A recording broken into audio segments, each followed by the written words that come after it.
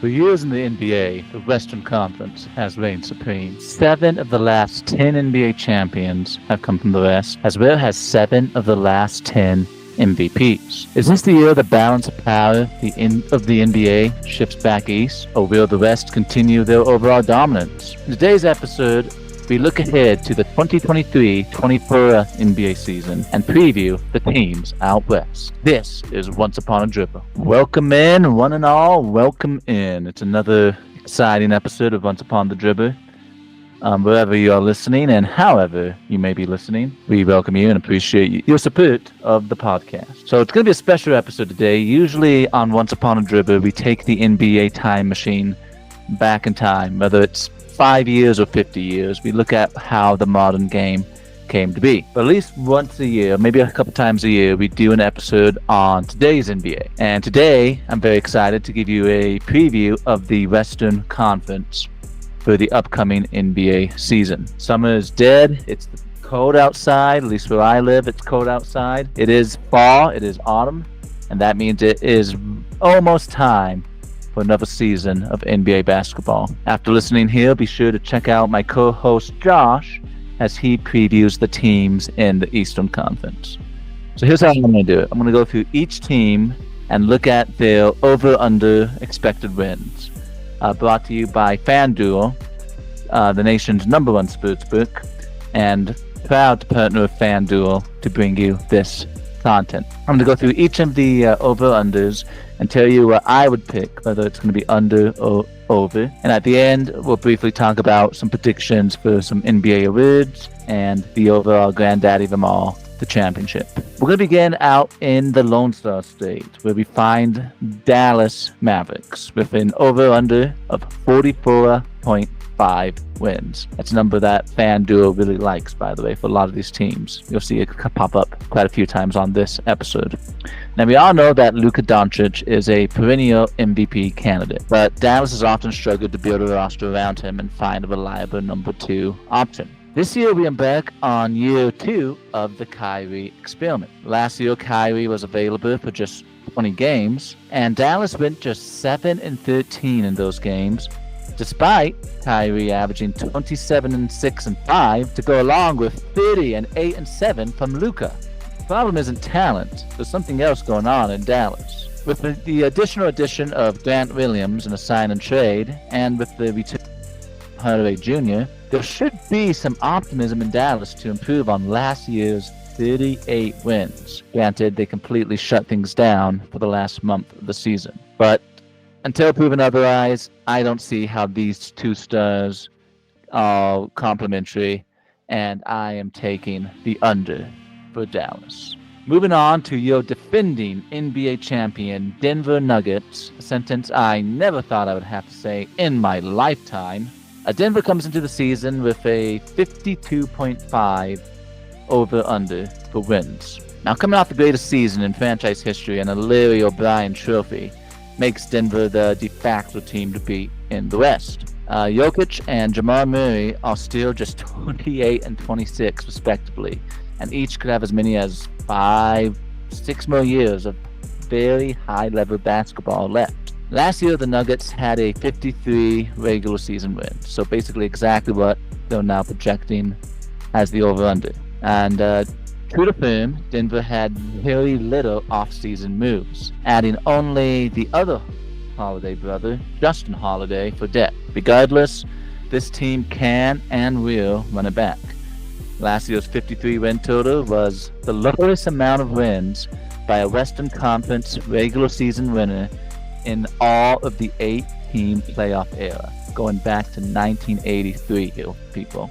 So if they can win the conference at 53 wins, they're going to add to it even more wins this season after winning a championship. Easy call for me here. I am taking the over. We move on now from one championship team to a former championship team out in Golden State, with the Golden State Warriors have a win total of 48.5. The question is, are we in the post-dynasty era of Golden State basketball? Last year, the Warriors started the season with a 52.5 projected win total. It was a long season for any bettor who betted the over, as the Warriors managed just 44 wins. This was in no regards to be blamed on Stephen Curry, who, despite arguably having his best basketball behind him, still averaged 29 and 6 and 6. This go around, Curry will be 36 before the end of the season. 36 years old. And he's notably joined by Chris Paul, who will be 39 years old if Golden State reaches the playoffs. So, besides the question of who will run the point, there's also the question of who will pack the most prune juice on road trips. This team showed me nothing last year to give me any reason to not pick the under for Golden State. From a couple of teams still in the limelight to a team that's in the rebuild mode, we go back to the Lone Star State for the Houston Rockets, who have a 31.5 win over-under. So it's not a question as to whether or not the Rockets have the talent to be a formidable force in the NBA within the next few years. It's only a question of whether or not new coach Ime Udoka can bring it all together. He'll be coaching a significantly different team than last year's 22-win squad Rockets, as the addition of Dylan Brooks and Fred VanVleet give Houston all new threats next to young guns Jalen Green and Alperen Sengun. Not to mention rookies Amen Thompson and Cam Whitmer. You know what? I like this Rockets team. I like this Rockets team a lot. Give me the over for Houston. So now we go out from the Lone Star State all the way out to the West Coast, where we begin with the Los Angeles Clippers. The Clippers coming in with a 45.5 wins. So it feels like the Clippers have been the team on the verge of breaking through to the next level for the last 10, 15 years or so. This year's crew once again features Kawhi Leonard and Paul George entering their 5th season together for the Blue and Red, which after 5 seasons, that culminates in about 1 season of actually playing together and being available at the same time. The Clippers also returned Russell Westbrook after last year's mid-season trade from crosstown Lakers. Stop me if you've heard this one before. The Clippers have the talent to contend for a title. It's all about health. All about health. Perhaps the NBA's new rules to discourage tanking will help. By maybe just a half game, I am taking the over. From one LA team to the other, let's take a look at the Lakers. 47.5 wins. Since LeBron's arrival in Tinseltown 6 years ago, Vegas odds makers have feasted on the under-informed bettors who look at any line and spot LeBron and overbet. The Lakers have actually hit the over just 1 out of 5 of LeBron's seasons. This year will prove to be the most difficult season to handicap yet, as the Lakers roster looks all kinds of different, with 5 new free agent additions. But at the center, Anthony Davis and the King himself still command respect. In fact, I believe Anthony Davis might be in position to have one of his best seasons as a pro. I gave the Clippers just a half game clear. I'm inclined to take a half game miss here and follow the history. I have the under for the Lakers. Out we go to the team that, frankly, it doesn't make sense that they're in the Western Conference. We're going out to Tennessee for the Memphis Grizzlies. Now, the Grizzlies have hit the over in each of the last 4 seasons. Ja Morant has looked like the class of all of the NBA's young guns, pun intended. But off-the-court issues have already cost the athletic guard 25 games for this season. The suspension ends on December 19th, and by then the Grizz may be in too deep of a hole to claw themselves out. With Dylan Brooks gone, the scoring load will fall on Desmond Bain, and reigning Defensive Player of the Year Jaren Jackson Jr. will also likely be called upon to take more shots. While the Grizzlies have a good record without Ja, missing him from the get-go is a lot different than losing him in the thick of things. I'm taking the under for Memphis. From here we go out to Minnesota with a over-under of 44.5 wins. Now, in last season's preview here on the OUD podcast, both Josh and I picked the over of 49.5 wins for the team that had just traded the Louisiana Purchase for three-time Defensive Player of the Year Rudy Gobert. The Wolves responded with clunky, disjointed play and 42 wins, a decrease over the previous year's mark. Now, much of that can be attributed to the fact that Karl-Anthony Towns only played 29 games, but the optics were bad, as Minnesota barely made it out of the play-in just to lose to the Nuggets in 5 games in the first round. This season, a healthy Cat, a maturing Anthony Edwards, and a locker room finally learning how to play with an unconventional center like Gobert will equate to more wins. It just will. Despite the fact that they burned me before, I'm again taking the over for Minnesota. From the land of the Great Lakes down to the Big Easy we go, New Orleans, the Pelicans, also have 44.5 wins according to FanDuel. And speaking of just playing 29 regular season games, I present Zion Williamson, the most marketable player the league has seen in years, who single-handedly sent the sports card market into a frenzy when his rookie cards dropped. And yet he has struggled with health for the past 2 years, frankly, his entire career. Teammate Brandon Ingram has only been marginally better in this regard, and newest member CJ McCollum hopes to avoid the health bug. It's been hit and miss for him in the past. If all 3 of these guys are healthy and performing, this team doesn't lose very often. But I have to follow the data. And the data tells me that it isn't likely to have all 3 of these guys healthy for very many games. I reluctantly have to pick the under. We go now to Oklahoma City. Drew, tell me if you've seen the theme. 44.5 wins as the over-under. Now, I would never get over the fact that the Clippers gave the Thunder draft picks to take Shai Gilgeous-Alexander. With Gilgeous-Alexander popping up on top 10 player lists left and right, Josh Giddey playing like vintage Andre Kirilenko, and now the addition of wildcard Chet Holmgren, plus a stable of very gifted role players in the rotation, everything looks in place for the Thunder to make a serious run this season. Somebody needs to break out the "what does the Fox say" tape, because they're going to be partying like it's 2013 in OKC. I am all in on the over for the Thunder. Next, let's head out to the desert for the Phoenix Suns, sitting on 52.5 wins, tied with the Nuggets for the highest preseason over-under. Now, for the second year in a row, this is the preseason win total of 52.5. It is a number that seems feasible with a healthy Kevin Durant playing alongside Devin Booker and Bradley Beal. The question is, who takes the shot with the game on the line amongst 3 players who have been alpha dog for almost their entire respective careers? Well, luckily, it's a question that may rarely come into play, as most games will be over long before crunch time. This is the team I'm picking to represent the West in the NBA Finals, and along the way, I expect them to easily hit the over.